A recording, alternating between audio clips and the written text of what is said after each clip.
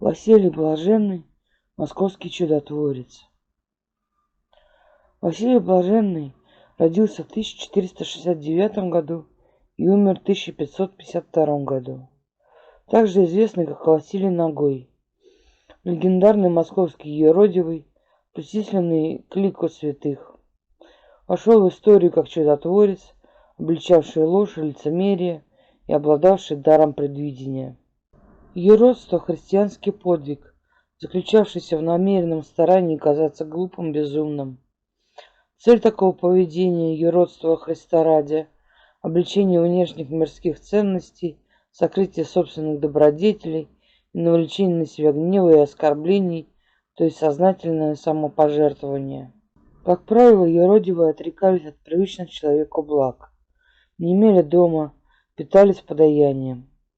Многие носили вериги, железные цепи, кольца или полосы, иногда шляпы и подошвы, носимые на голом теле для смирения плоти.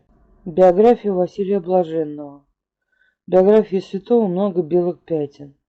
Житие, древнейший список которого датирован 1600 годом, не так подробно рассказывает о его жизни, и практически единственным источником сведений о нем стали городские легенды и предания.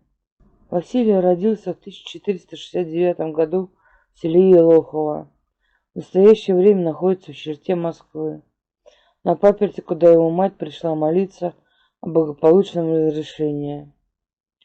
Его родители были простыми крестьянами, а сам Василий – трудолюбивым и богобоязненным юношей, и подросткам его отдали в обучение сапожному мастерству. Дар прозрения обнаружился случайно. Согласно легенде, к сапожнику, помощником которого работал Василий, пришел купец, просивший сделать для себя такие сапоги, которые он не сносил бы до самой смерти. Василий, услышав это, рассмеялся и заплакал. Когда купец ушел, мальчик объяснил сапожнику, что заказчик действительно не сможет их износить, потому что скоро умрет и даже не наденет обновку. Так и случилось. Уже на следующий день купец умер. В 16 лет он отправился в Москву и до самой смерти совершал подвиг юродства. И в зной, и в стужу Василий круглый год ходил без одежды. По этой причине он получил прозвище Василий Нагой и ночевал под открытым небом, подвергая себя лишениям. Юродивый обитал в районе Красной площади, Китай-города. После постройки Китай-городской стены нередко ночевал у Варварских ворот. Всю свою жизнь он словом и на собственном примере учил народ нравственной жизни и обличал ложь и лицемерие, совершал подчас довольно странные поступки. То торговый лоток раскидает, то камнями в дома бросается. Рассерженные горожане били чудаковатого человека, но потом оказывалось, что его поступки были праведными, просто их не сразу поняли. Василий покорно принимал побои и благодарил за них Бога. И в нем признали юродивого, Божьего человека и обличителя неправды. Его почитание быстро росло, к нему приходили за советом и исцелением.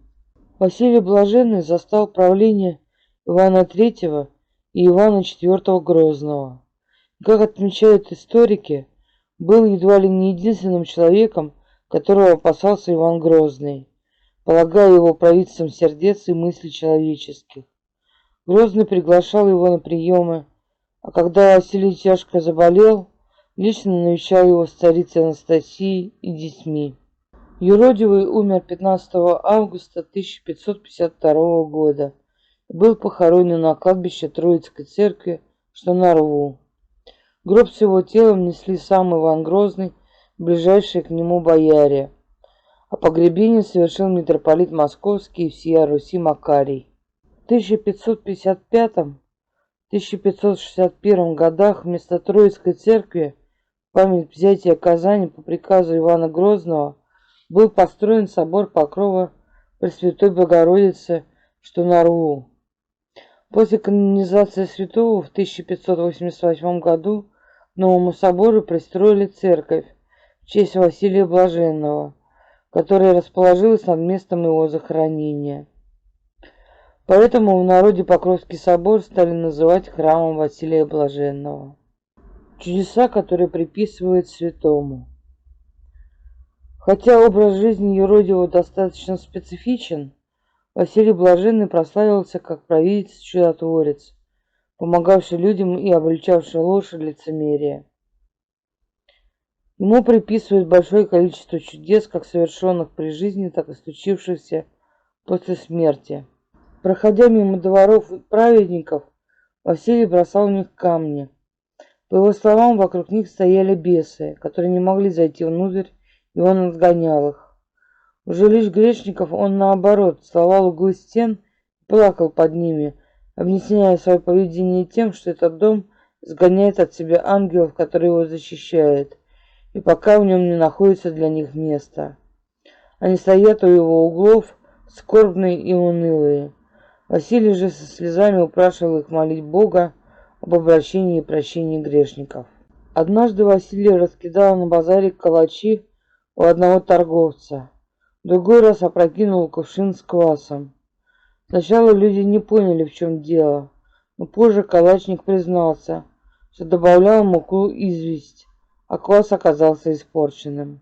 Некий боярин, вероятно, за что-то благодарный юродивому, подарил ему лисью шубу. Воры, увидев Василия с шубой, захотели ее отнять, но не решились нападать и решили выманить ее обманом. Один из них притворился мертвым, а другие подошли к Василию и стали выпрашивать шубу, чтобы накрыть покойного. Василий распознал обман, но покрыл тело мертвеца своей шубой. Когда воры ее сняли, оказалось, что он действительно мертв. Летом 1547 года юродивый пришел в Крестовоздвиженский монастырь, что на острове, в районе улицы Воздвиженка, стал сильно плакать. Сначала Москва не поняла, почему плачет Василий, но на следующий день, 21 июня 1547 года, причина слез открылась. Утром в монастыре загорелась деревянная церковь. Огонь быстро вышел за его пределы и распространился по городу. Предсказанный Василию Блаженным пожар был разрушителен. Выгорело все за неглимение и Китай-город. Однажды Иван Грозный пригласил юродивого к себе на именины, во время которых ему подносили вино. Василий один за другим вылил в окно 3 бокала вина. Царь рассердился и спросил его, зачем он это делает. Вылить предложенное царем вино в окно — неслыханная наглость. Юродивый ответил, что тем вином помог погасить большой огонь в Новгороде. Спустя пару дней гонцы принесли новость, что в Новгороде случился страшный пожар, потушить который помог неизвестный нагой человек. Над Варварскими воротами Китай-города размещался образ Божьей Матери, который считался чудотворным и привлекал жаждущих исцеления паломников. Однажды Василий бросил в образ камень и разбил его. Толпа набросилась на юродивого и жестоко избила. Но тот упросил их поскребсти краску. Когда красочный слой был удален, оказалось, что икона одописная. Под изображением Богоматери скрывалось изображение черта. Один купец задумался построить на Покровке каменную церковь, но строительство не задалось. Ее своды трижды обрушивались. Он обратился за советом к Василию Блаженному, а тот отправил его в Киев, посоветовав найти там убогого Иоанна, который поможет достроить церковь. Купец отправился в Киев и отыскал Иоанна, который сидел в бедной хате и качал пустую люльку. Купец спросил, кого он качает, и он ответил, что качает родную матушку, платит неоплаченный долг за рождение и воспитание. Только тогда купец вспомнил, что выгнал свою мать из дома, устыдился и понял, почему не может достроить церковь. Вернувшись в Москву, он попросил прощения у матери и вернул ее домой, после чего смог завершить начатое.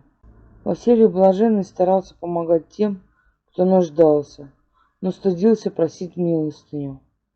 Однажды царь богато одарил юродивого, и тот, приняв дары, не оставил их себе, а отдал разорившемуся купцу-иностранцу, который остался без всего и уже 3 дня ничего не ел, но не мог просить милостыню. Хотя купец не обращался к нему, Василий знал, что он нуждается в помощи более других. Однажды Василий увидел беса, который прикинулся нищим, и сидел у Причистинских ворот, оказывая всем, кто подавал ему милостыню, немедленную помощь в делах. Юродивый понял, что бес развращает людей, искушая их подавать милостыню в корыстных целях, а не из сочувствия к бедности и несчастью, и прогнал его. Городские легенды говорят, что после смерти Василия Блаженного люди не раз находили исцеление у его могилы. Слепой прозревал, немой начинал говорить. Самый невероятный случай произошел в 1588 году, когда святой был канонизирован. В течение августа с его помощью исцелилось 120 человек.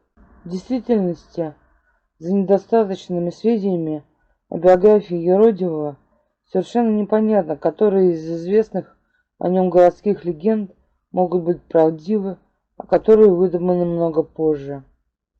В частности, случай с одописной иконой на Варварских воротах нередко подвергается сомнению уже потому, что историки в принципе не уверены в существовании одописных икон. Так или иначе, Еродивый навсегда вошел в историю Москвы, став одним из самых ярких легендарных личностей столицы.